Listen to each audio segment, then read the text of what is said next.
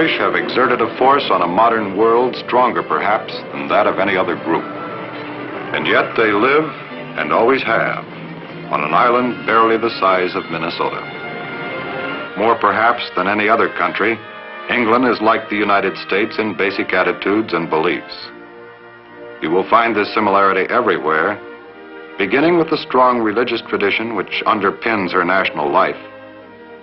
You may also see a certain similarity, at least on the surface, between the famous pub and the corner bar in the cities of America. The pub, which is practically an institution in Britain, is something like the stateside corner bar, only more so. It's more like a friendly club, a neighborhood gathering place, where men can meet to share the quiet pleasures of a glass of beer and conversation, where nothing is hurried, a little world all its own. Chances are you'll enjoy it. But in full fairness, let it be said that in spite of all the similarities, there are differences between the British and us. There are bound to be. Differences, you know, don't imply either superiority or inferiority. They're just separate ways of doing things. You'll become aware of them, and perhaps be disturbed at first by some of them. I think these British are kind of hard to get to know. Well, it seems so at first, until you've been here a while. Maybe they are a bit more reserved than we are, but there's a reason for it. After all, there's 50 million people on this little island. That's enough to make anyone respect privacy, his own and everyone else's. That's about it, Sergeant. In their quest for privacy, the British make the very most of it they can. The garden is the Englishman's traditional refuge, and practically every Englishman has one, which he tends with pride and care. Behind the mansions of the rich and the cottages of the modest alike bloom lovely oases in which life is all discipline and color, and a man can live, at least for a while, out of the crowded day, close to the nature he reveres. His home is his castle, however grand or however modest it may be. And here, as in his garden, he creates a sense of order, the respect for tradition and continuity, for values which have endured for generations, for family ties, and the belief in the home as the central unit of civilization. You may find yourself a guest in such a home, and when you do, you should treat the occasion with the dignity it deserves, for an invitation to a man's castle is not lightly given. But even here, as you relax in the strong similarities you are finding between British life and your own, you will be reminded of differences, small but inevitable. Where's your home, Bill? Well, I grew up in Cambridge, sir. Did you really? I grew up in Cambridge, too. You did? You mean you've lived in the States?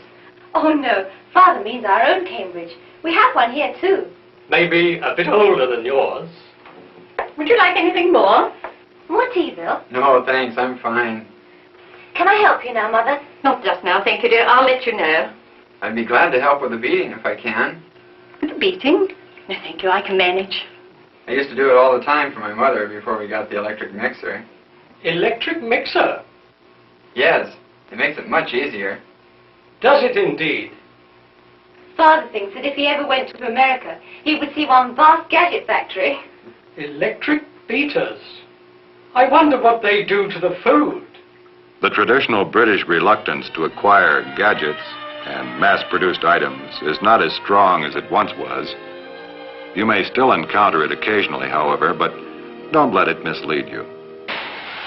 Britain, remember, set the pace in jet aviation, radar, television. British workmanship has produced and is still producing some of the finest manufactured items in the world. But let's get back to the subject of differences, for they obviously will intrigue you most of all at first.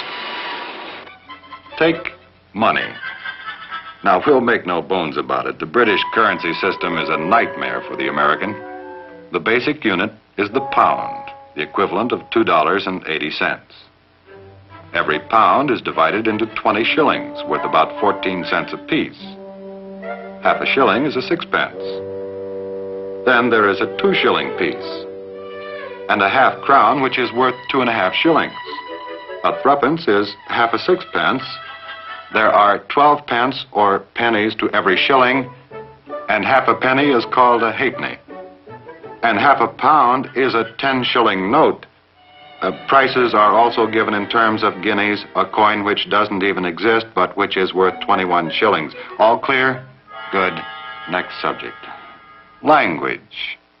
We share a common language with the British, but there may be times when you don't believe it.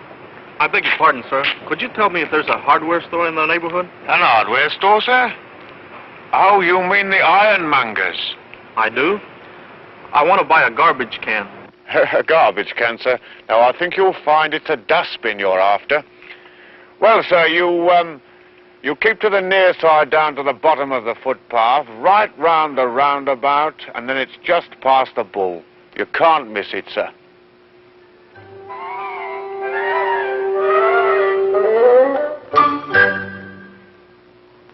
But differences, you know, can be exaggerated out of all proportion.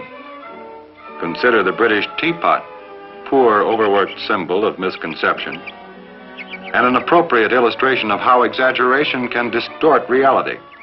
And the simple truth is that the British like tea, most of them, and they down a fair amount of it each day. But, to repeat, differences can be exaggerated out of all proportion. There's nothing in the British approach to tea drinking to justify the wild exaggerations prevalent in so much American folklore. You know the picture. People chattering like squirrels while they swill and nibble in a ceremonial ritual as stylized as the tango. It'd be a shame not to meet them. They're such enjoyable figments of the imagination. But they don't exist, whatever you may have thought. And the part of England they represent is on the far side of the moon. Misconception, growing out of unfamiliarity, is, of course, a two-way street. You may not have thought of it that way, but listen. Know any Yanks? Yes, one or two. Like them? Well, yes, rather. Nice enough chaps. Take a bit of knowing, though. Now, we may not think that we're so hard to get to know, but from the British point of view, well, permit an Englishman to sit in your seat and see how bizarre some American customs and habits might seem through his eyes, particularly in exaggerated form.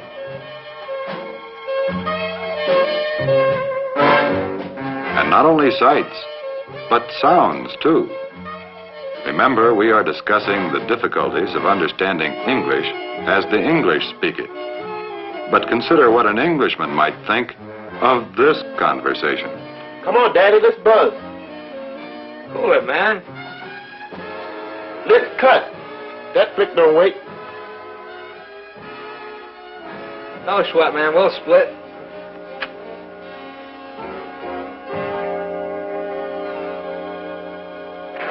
Although the British are a sports-loving people, there are many things they don't understand about our games. Listen, for example, to how one English reporter describes the great American pastime of football. Men in brightly colored helmets, like the crew of a spaceship, rushed on and off the field. Play seemed to be a mixture of conjuring, sleight of hand, and human skittles, and was constantly stopped by the referees. The stoppages provided the fun. Pretty girls leapt up and down in a sort of Maori war dance to stir up the crowd, shouting, "How do you like your oysters? Raw, raw, raw." Strategy is evidently based on this assumption. Nobody knows who's got the ball, so to be safe, knock down everybody in sight. The biggest pile of bodies indicates where the ball is.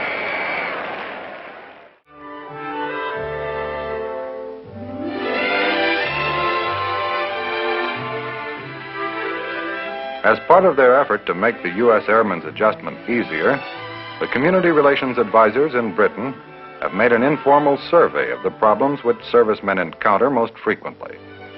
We might call them gripes. The British, however, are somewhat more restrained in their vocabulary. The shortage of suitable housing emerges as the #1 problem on just about every list. And oh, the things that are said about this problem.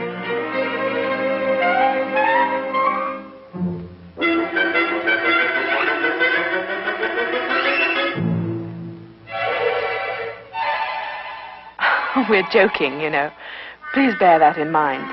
The situation is not anywhere near as bad as all this. But a humorous approach makes the point better, as you Americans say. And the point here is that not all the flats and houses offered are as ancient and unmanageable or as haunted as the Tower of London.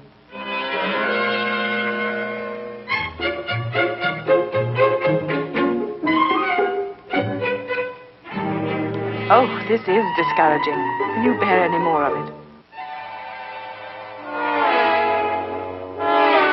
Oh, dear. This poor chap is having a frightful time of it, isn't he? Driving on the left side of the road and the right side of the car is another thing which can confuse Americans. It all can be so bewildering to newcomers. Confusion, particularly at first, is understandable. But if you're going to drive, it is extremely important that you get to know the rules immediately and observe them every time you're in a car.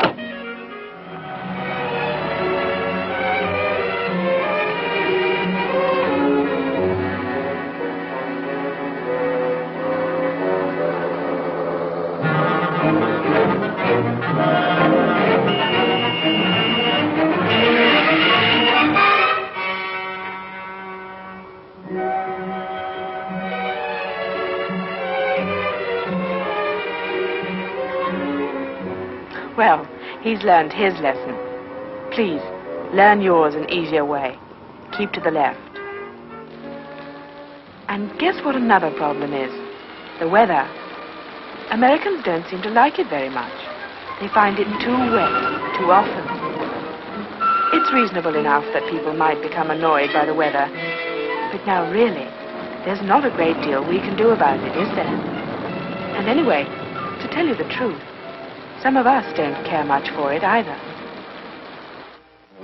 Despite their day-to-day differences, most British people by far are united in basic things, such as their respect for the Crown and their fundamental, bone-deep belief in democracy. For England is, after all, the world's oldest democracy. And of all her glorious traditions, free government resting on the rights of the people is the most sacred.